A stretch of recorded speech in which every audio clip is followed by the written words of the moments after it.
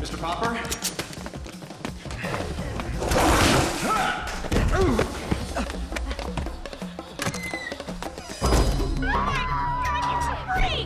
Get out of here! Girl!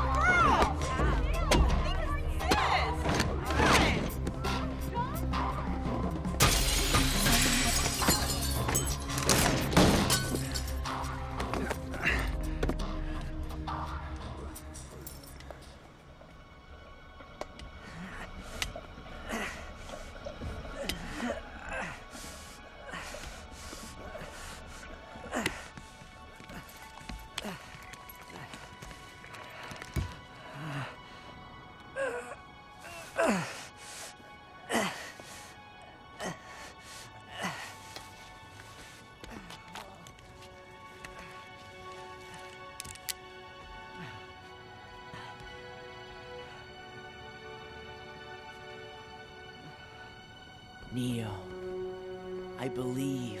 I know it wasn't a dream.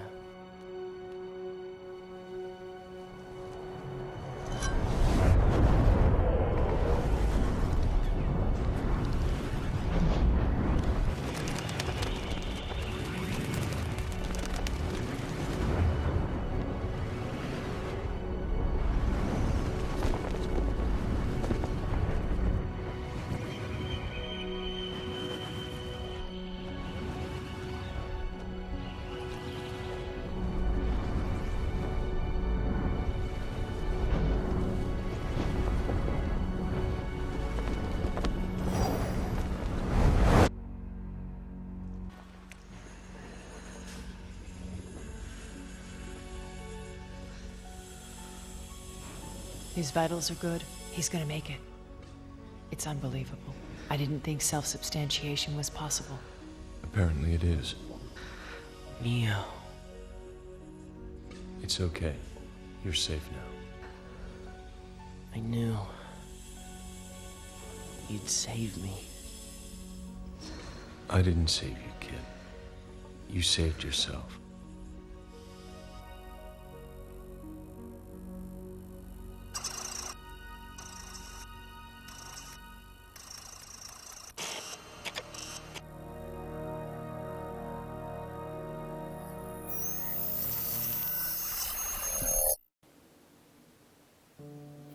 Hi guys, this is CS MGTOW. I wanted to say a huge thank you to Stardust the Thinking Ape, the mayor of Midtown, and Messenger Rising for giving my channel a mention in this past month, guys. I'm very, very grateful. I really don't know if I've ever kind of brought this topic up, but the very first MGTOW video I ever watched was actually on Stardust's old channel. I had just split from my wife at the time, and I'd spent about a week surfing YouTube content, watching, marriage content, and I think I was subconsciously looking for answers to why my marriage had failed, and what lessons could possibly be learned. It was a time of personal, tremendous pain for me. I mean, the economy was in terrible shape, and my work at the time wasn't going very well, so I very much felt alone in my pain.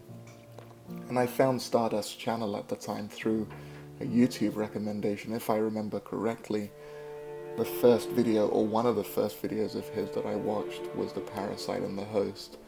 And I thought the title looked interesting, so I decided to click and listen.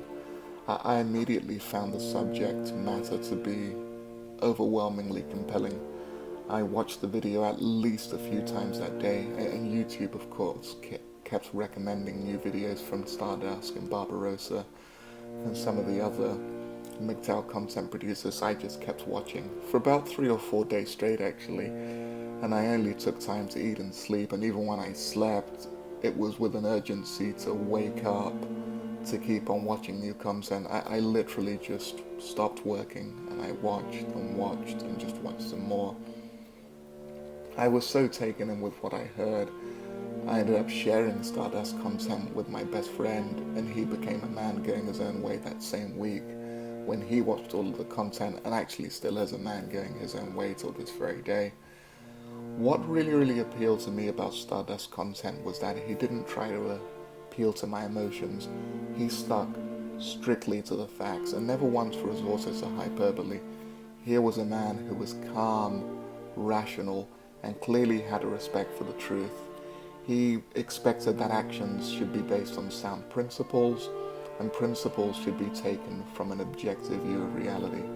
He had a firm commitment, an overwhelming commitment to intellectual honesty, and this kind of calm approach for accepting reality for what it was and going one's own way due to the nature of the external world and our internal drivers was really a groundbreaking and life-changing idea for me. It quite literally changed my life. I mean, at the time I was very, very blue pill. I would pay for dates and I treated women as princesses to be put on pedestals, and I really gave a whole lot of my time to having sex and, gaining access to sex and being in the good graces of my wife or the women around me. So I was extremely blue pill. Like a lot of men who are in the MGTOW movement, I didn't really enjoy the rat race. I absolutely hated being a protector provider, but I felt very duty bound to play that role, and kind of through a combination of my wife's overt manipulation and just societal expectations, I became what I really hated most, a walking wallet.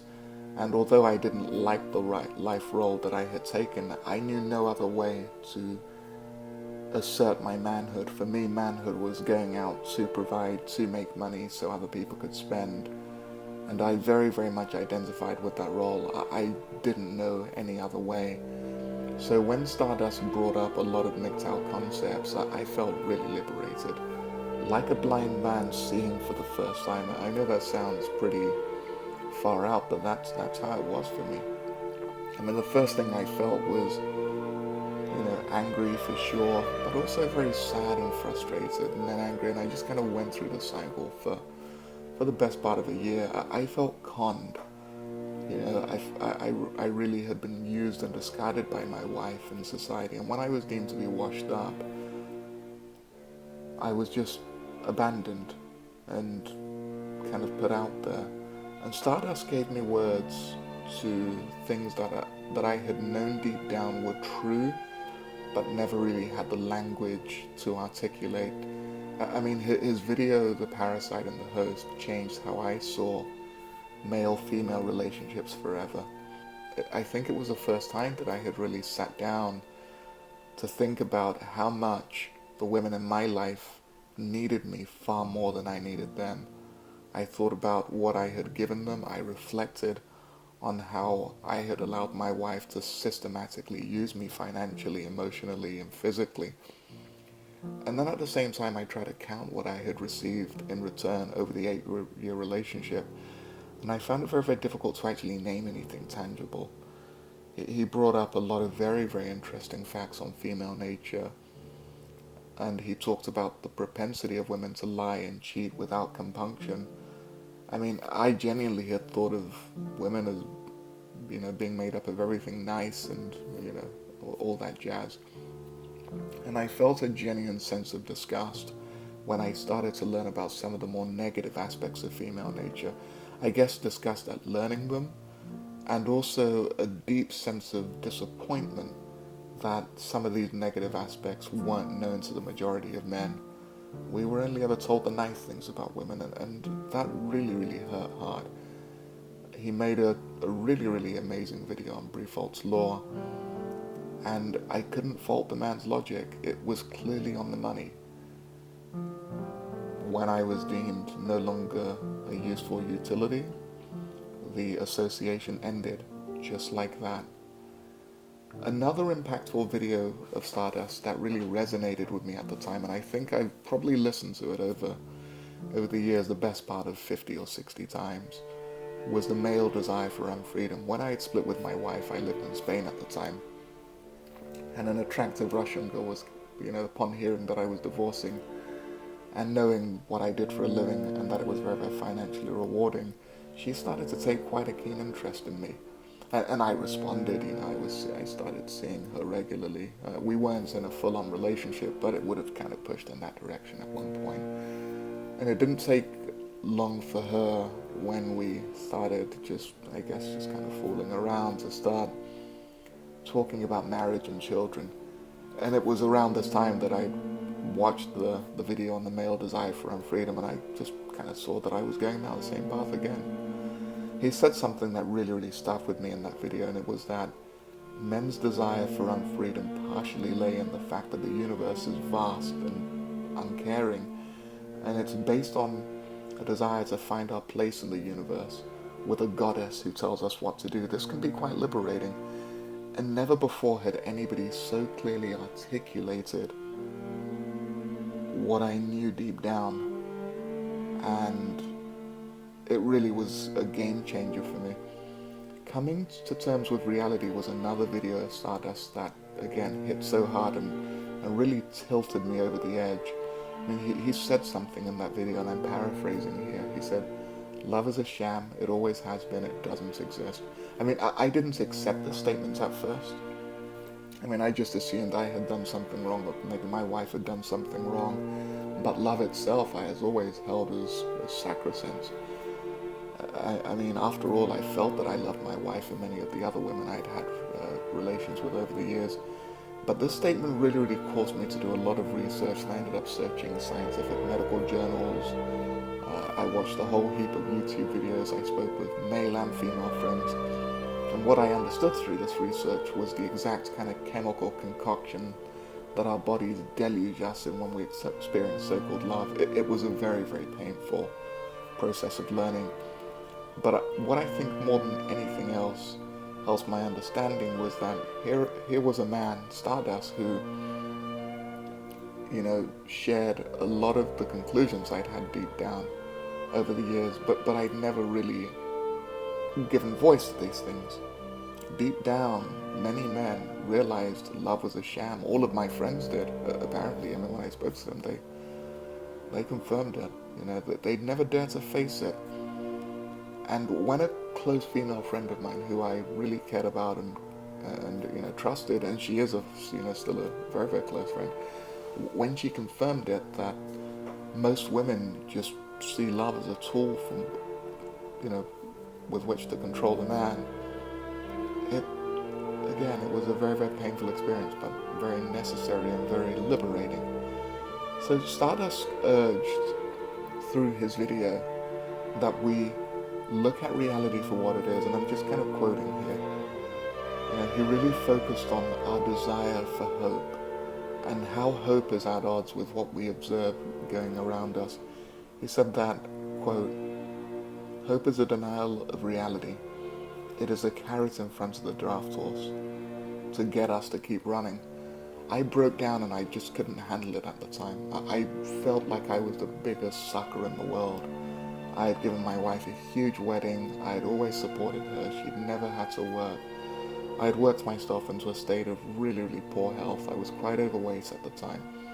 And I had foregone everything that I had loved and cared for just to appease her, to make her happy, in the hope that one day I would be happy as well, and one day I would find rest and peace and solace. And I felt like a man who just realized he'd been the victim of a pretty elaborate con job. It was so painful. And a lot of people go through what is known as the red pill rage. Mine was a little bit less rage and more of a depression, punctured with bouts of extreme self-pity and a deep desire for revenge, and thankfully I slowly got over this. So while Stardust was pointing out some pretty hard truths in a calm fashion, never once did I sense that he didn't fully understand and appreciate the impact of his words. I mean, he knew his words would be painful to hear and internalize. He was calm but clearly cared deeply that men find freedom and peace. He was calm, but he wasn't cold. He understood that going one's own way wouldn't be an easy decision for many men, and he didn't attempt to shame or berate them for not fully coming to terms with their plight. His content changed the outcome of my life and the reason that I even still work in the way I do. Stardust famously said, "Women will never love you. They do not know love, and given the technological advancements we have made as a species, they don't even need man's resources anymore." After accepting this truth, I could never go back to the plantation. So thank you, Stardusk. You woke me up, and I'm very grateful. This is CS MGTOW.